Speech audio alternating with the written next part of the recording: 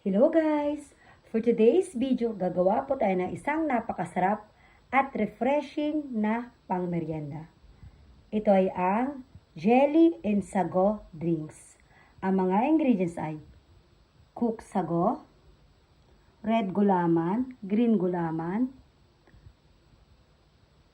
fresh milk or evaporated milk, 2 cups ng sugar, condensed milk, at 500 ml ng all-purpose cream. First guys, lutuin muna natin yung ating gelatin. Sa bawat gelatin guys, meron akong 5 cups ng water at lalagyan ko ng 1 cup ng sugar. First guys, tunawin muna natin yung ating red gulaman or gelatin. After nating matunaw guys, pwede na natin ilagay yung ating 1 cup ng sugar. I-mix well lang at antayin matunaw. At pag tunaw na guys, pwede na nating isalang sa ating kalan hanggang sa kumulo. Ganun din guys ang gawin natin sa ating green gulaman o yung buko pandan flavor.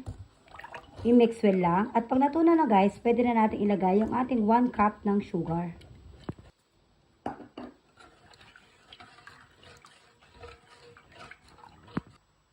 At kapag natunaw na guys ang ating jelly, pwede na natin ito isalang sa ating kalan hanggang sa kumulo.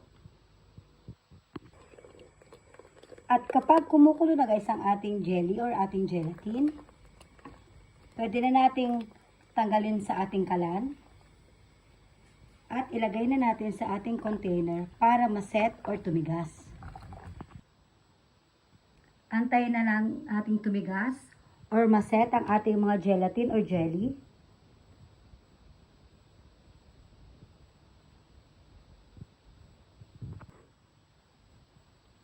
Habang inaantay nating maset ang ating jelly, pwede na nating paghaluin ang ating fresh milk, pwede rin evaporated milk, condensed milk, at yung ating all-purpose cream.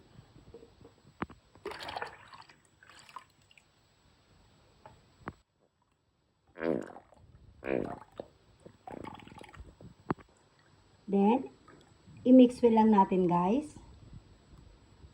At after natin ma-mix well, pwede na natin ilagay yung ating cooked sago.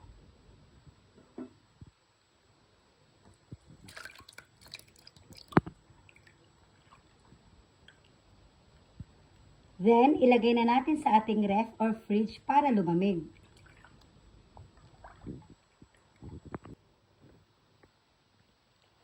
At nang matigas na guys ang ating jelly or yung ating gelatin, i-cut na natin ito ng pa-square. Eto guys, nakat na natin ang ating mga jelly. Ngayon guys, pagsama-samahin na natin ito. Yung ating red at yung ating green jelly.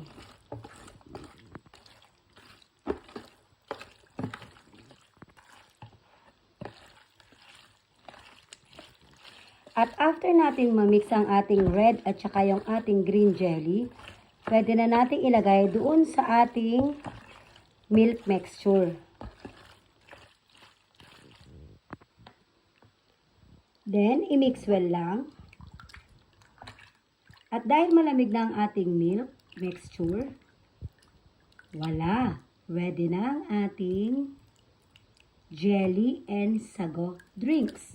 Madali lang, diba guys? Try nyo na at matikman yung sariling version. Sigurado magugustuhan ng buong pamilya. Perfect ngayong tag-init. Napaka-refreshing guys. Thanks for watching guys. Ingat po kayo lagi. God bless. Bye!